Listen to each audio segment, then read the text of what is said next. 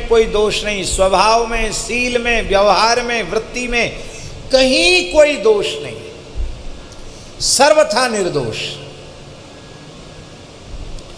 और सौंदर्य का तो क्या कहना, इस ब्रह्मांड की अप्रतिम सुंदरी, क्योंकि उसमें दोष था ही नहीं, हल्य था ही नहीं।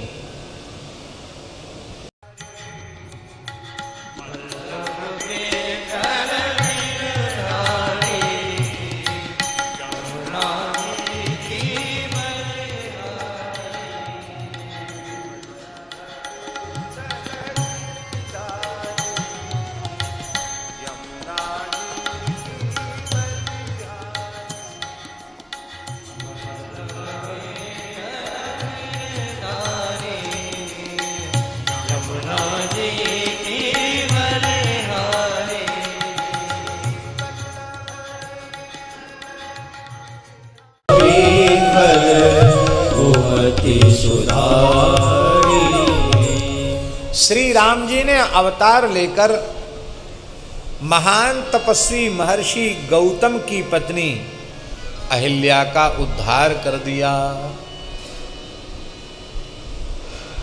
अहिल्योद्धार राम जी के अवतार की बहुत बड़ी विशेषता है। हल्य माने क्या होता है? हल्य शब्द का संस्कृत अर्थ है दोष। हल्य माने दोष, और अहल्य, अहल्य माने निर्दोष, जिसमें किसी भी प्रकार के दोष की गंध भी न हो, उस परम दिव्य भगवती देवी को अहिल्या कहते हैं, जो सर्वथा दोष रहिता हो। ब्रह्मा जी ने सारी सृष्टि बनाई है विधि प्रपंच गुण अवगुण साना। गुण और अवगुण को सान करके ब्रह्मा जी ने सृष्टि बनाई। ब्रह्मा जी की सृष्टि में कोई ऐसा नहीं है जिसमें गुण ही गुण हो। ब्रह्मा जी की सृष्टि में कोई ऐसा नहीं जिसमें दोष ही दोष हो। दुष्ट से दुष्ट व्यक्ति में भी कोई न कोई एक गुण होता है, और साधु से साधु व्यक्ति में भी कोई न कोई एक दोष होता है। सान के बनाया है। सान कर बनाई हुई चीज से पृथक करना बहुत कठिन है। भगवान के भक्त गुण तुम्हार समझे निज दोषा। गुण तो भगवान के मानते हैं, इसलिए उनको गुणाभिमान नहीं होता, और दोष अपने मान लेते हैं, इसलिए दोष उनमें रहता नहीं। ध्यान में ही बात।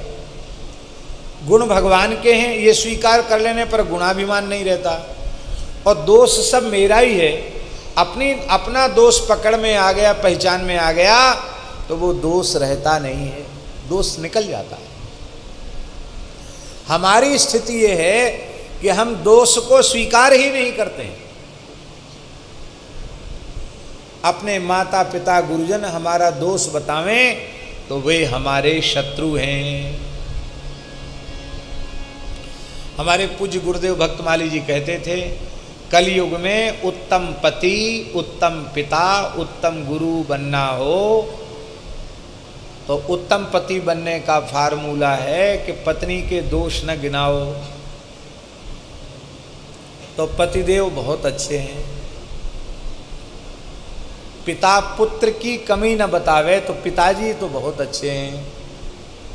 माताजी संतान की कमी न बनावे तो माताजी बहुत अच्छी हैं। और बढ़िया गुरु बनने का भी प्रमाण पत्र यही है, चेला ऊट पटांग चाहे जो कुछ करें, कुछ मत बोलो। हमारे गुरुजी तो एकदम सरलता, क्षमा, दया की साक्षात मूर्ति है। अरे भैया भले आदमी, तुम्हारे ये कहने से तुम्हारा क्या फायदा हो गया? तुम तो उनकी क्षमा, दया, सरलता का घोर दुरुपयोग कर रहे हो, और अभी तो कुछ नहीं है, लेकिन फिर बाद में रोना पड़ेगा। आछे दिन पाछे गए, किया न गुरु सन है, अब पछताए होत का, जब चिड़ियाँ चुग गई खेत।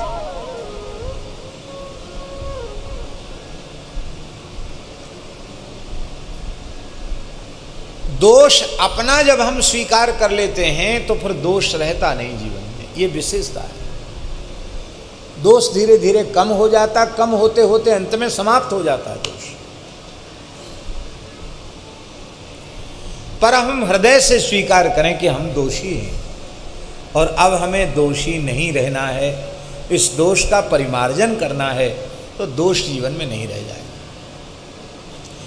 ब्रह्मा जी ने सोचा कि हमारे ऊपर लोग आरोप लगाते हैं कि तुमने ऐसी सृष्टि क्यों बनाई, गुण और दोष मिलाकर सृष्टि क्यों बनाई, हमारी बड़ी बुराई होती है। अब हम ऐसी सृष्टि बनाएंगे कि जिससे हमारी बड़ी प्रशंसा हो।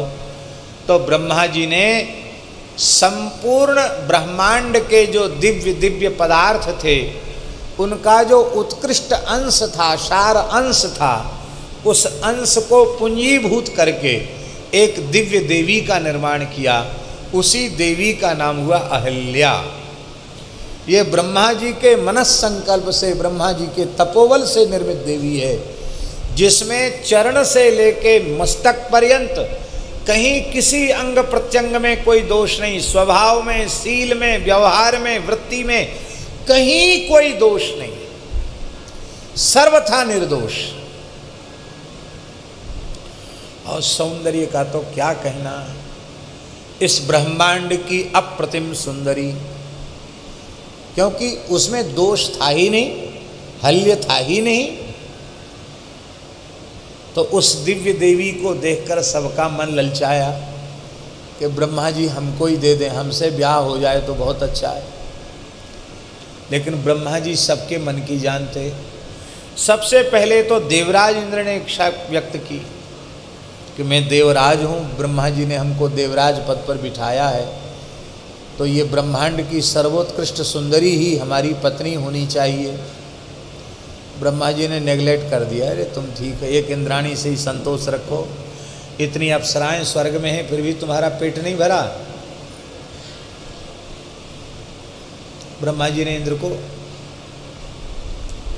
इंद्र की बात को स्वीकार नहीं किया। अनेक निष्काम वीतराग ऋषियों के मन में भी इच्छा उत्पन्न हुई अहिल्या को देखकर कि यह सुंदरी देवी तो हमको ही मिल जाए। ब्रह्मा जी ने उनको भी नहीं दी। अनेक देवता, ऋषि, यक्ष, गंधर्व, किन्नर सब वहां आए थे, सब चाहते थे अहिल्या हमको मिले, पर ब्रह्मा जी ने अहिल्या किसी को नहीं दी। ब्रह्मा जी देखने लगे कि ये अहिल्या है तो कोई अहल्य इनमें है कि नहीं। अहल्य माने सर्वथा निर्दोष। तो उनकी दृष्टि महर्षि गौतम पर पड़ी। महर्षि गौतम भगवती ब्रह्म गायत्री के सर्वोत्कृष्ट उपासक माने जाते हैं।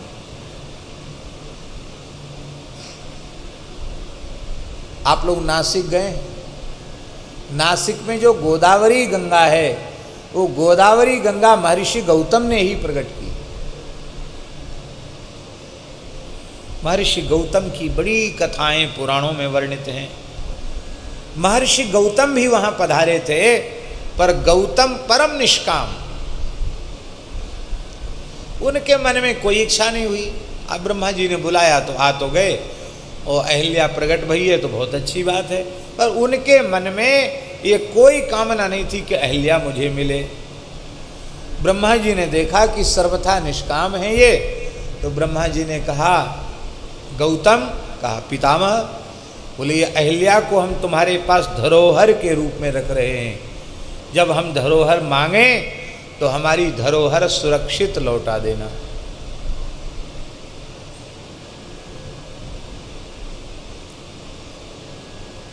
बड़ों की आज्ञा में विचार नहीं करना चाहिए। मातु पिता गुरु प्रभु की बानी, बिन ही विचार किए शुभ जानी, उसमें विचार नहीं करना चाहिए। गौतम जी बहुत शीलवान हैं। उन्होंने कहा पितामह जो आज्ञा। देखो संसार में सबसे बड़ा कष्ट क्या है आचार्य जी? सबसे बड़ा कष्ट है धरोहर की रक्षा। इसलिए लिखा है शास्त्र में, दुखम न्यासस्य रक्षणम न्यास माने धरोहर की सुरक्षा सबसे बड़ा दुख है। कोई कहे महाराज हमारी ये चीज़ रख लो, हम जो मांगे तब दे देना, महाराज अभी ले जाओ। क्यों? हमारे महाराज जी से कोई कहता कि महाराज ये चीज़ रख लीजिए और फिर हम ले लेंगे, महाराज जी कहते फिर तो फिर है, तुम मरे कि हम मरे, धरोहर नहीं रखते हैं। महाराज जी मना कर देते, धरोहर नहीं रखते।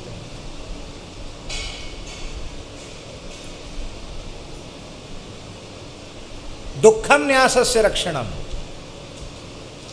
धरोहर को नहीं रखना है, दुख है।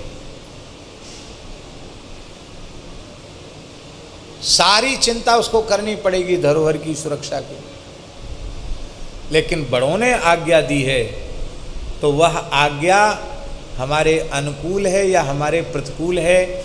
यदि हम बड़ों के प्रति आदर बुद्धि रखते हैं तो हमें यह सोचने का अधिकार नहीं, अधिकार नहीं, ये बात नहीं, यह बात हमारे मन में ही नहीं आनी चाहिए। बड़ों ने आज्ञा दी है तो स्वीकार करना चाहिए। गौतम जी ने कहा जो आज्ञा, ब्रह्मा जी ने अहिल्या को दे दिया। एक बार तो विवाद शांत हो गया, सब कहते थे हमको अहिल्या मिले, हमको अहिल्या मिले, किसी को नहीं मिली, गौतम जी को भी नहीं मिली, उनको तो धरोहर के रूप में दे दिया। अब लोग सोचते थे कि अभी उम्मीदवार ज़्यादा थे और अब जब समय आएगा तो ब्रह्मा जी बढ़िया से किसी को चुन करके अहिल्या दे देंगे, ये सबके मन में था, सब चले गए। और महर्षि गौतम ने अहिल्या को अपने निकट रखा और अहिल्या जैसी ब्रह्मांड सुंदरी, त्रिभुवन सुंदरी अहिल्या के साथ रहकर 10-20 हजार वर्ष तक, हजारों वर्ष तक गौतम जी तपस्या करते रहे। उन्होंने दृष्टि उठाकर एक बार अहिल्या की ओर देखा तक नहीं, सदा निकट रहकर, साथ रहकर भी उनके मन में विकार की जागृति नहीं हुई। ऐसे महान जितेंद्रिय महात्मा गौतम जी के चरणों में हम प्रणाम करते हैं। ब्रह्मा जी ने फिर सबको बुलाया, गौतम जी से कहा हमारी धरोहर वापस। महाराज जी आपकी धरोहर है, ले लो। दास कबीर जतन तेउड़ी, ज्यों की त्यों धर दीनी चदरिया, जैसी दी थी वैसी वापस कर दी।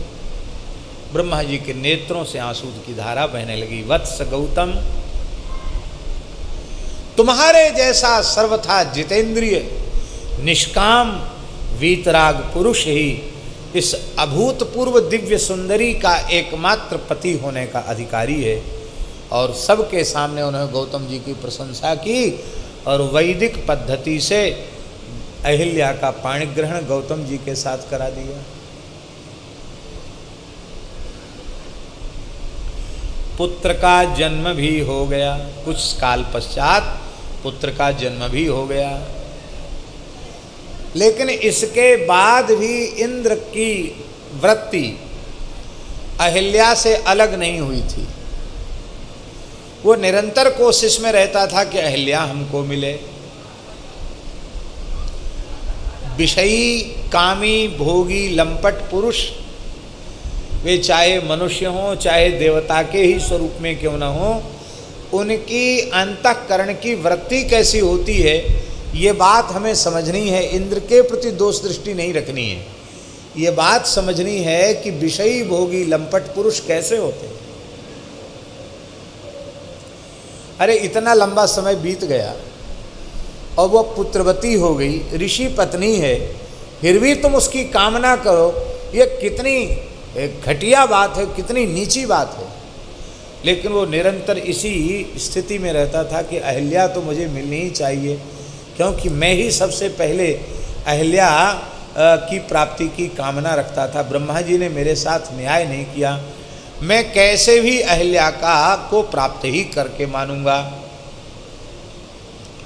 एक दिन वह ब्रह्मवेला का समय था, चंद्रमा को अपना सहयोगी बनाया, कुक्कुट को भी अपना सहयोगी, मुर्गा को भी सहयोगी बनाया कि तुम जल्दी बांग दे करके अर्धरात्रि के 1:30-2 बजे के समय ही ब्रह्मवेला की बांग दे दो। जिसमें महर्षि समझें कि ब्रह्मवेला हो गई, स्नान का समय आ गया। महर्षि गौतम जैसे ही गए, उसी समय इंद्र गौतम का स्वरूप धारण करके आश्रम में प्रविष्ट हो गया। अब देखिए, बहुत ध्यान से सुने। जो सर्वथा निर्दोष है, जिसमें दोष की गंध भी नहीं है, उस व्यक्ति को भी इस अहंकार में नहीं जीना चाहिए कि मैं तो सर्वथा निर्दोष हूं, इसलिए निर्दोष ही रहूंगा। जो सर्वथा निष्काम है, निर्दोष है, उसे भी निरंतर सावधान रहने की आवश्यकता है। सावधानी हटी कि दुर्घटना घटी। मैं तो अहिल्या हूं, मुझ में किसी प्रकार का दोष नहीं है, मैं परम पतिव्रता हूं, इसी भाव में भावित थी अहिल्या।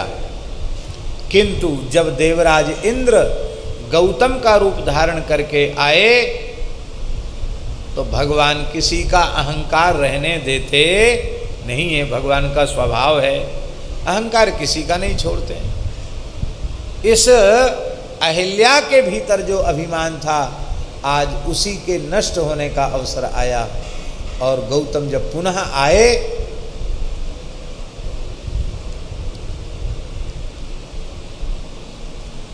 देखो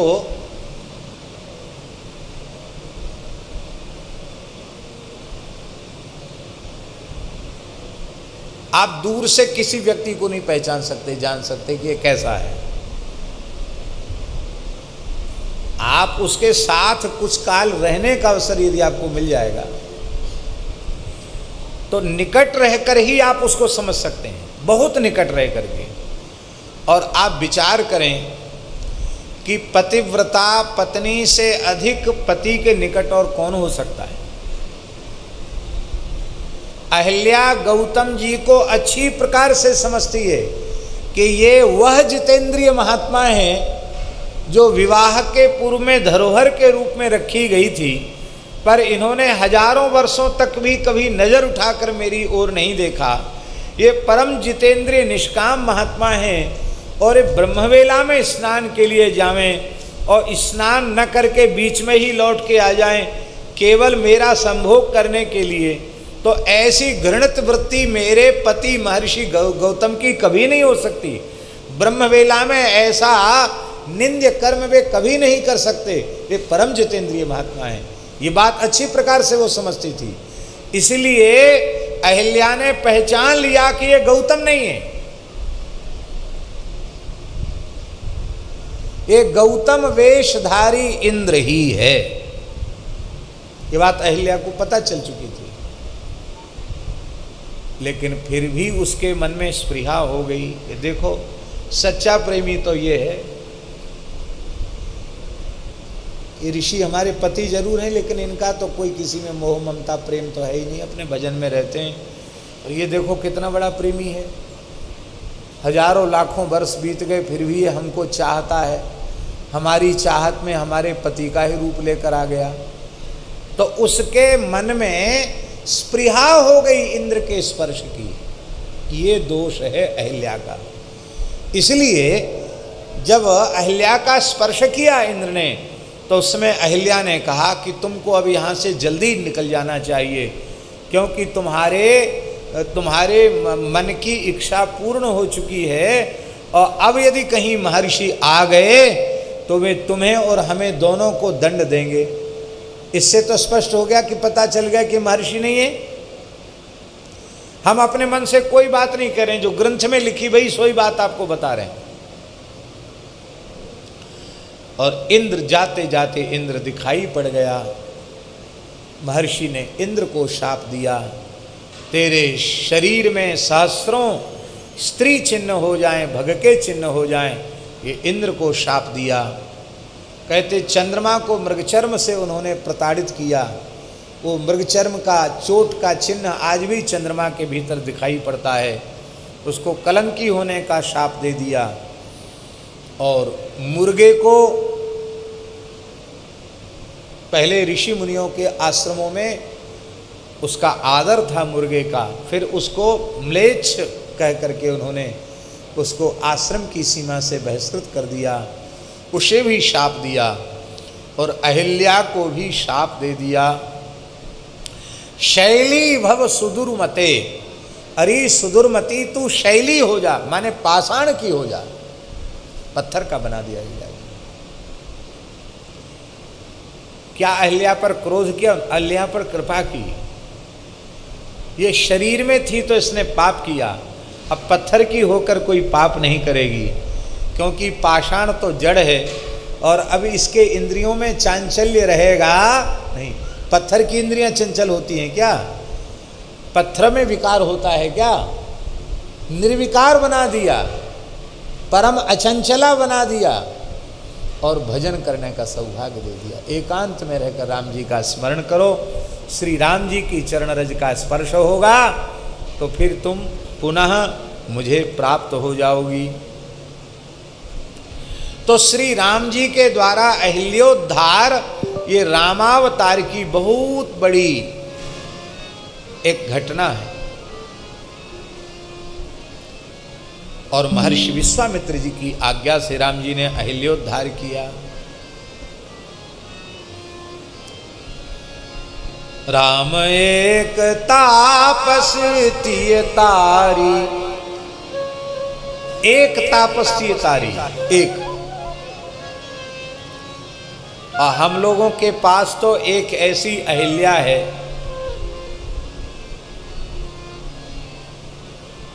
कौन है वो? अहिल्या नहीं जो निर्दोषा है, सदोष बुद्धि, हमारी व्यभिचारिणी बुद्धि ही अहिल्या है, हमारी व्यभिचारिणी बुद्धि ही अहिल्या है।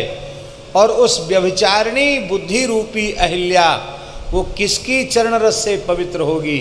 राम जी ने तो एक अहिल्या का उद्धार कर दिया, पर हमारी बुद्धि रूपी जो कुलटा स्त्री है, व्यभिचारिणी स्त्री है, उसका उद्धार तो श्री महाराजाधिराज पतित पावन श्री राम नाम महाराज ही कर सकते हैं, दूसरा कोई नहीं कर सकता। तो राम जी ने एक अहिल्या का उद्धार किया और श्री राम नाम महाराज ने तो न जाने कितने साधकों की बुद्धि रूपी अहिल्या का उद्धार करके और उसे अपने चरण रज प्रदान करके कृतार्थ कर दिया। नाम कोटि खल कुमति सुधारी, न जाने कितने खल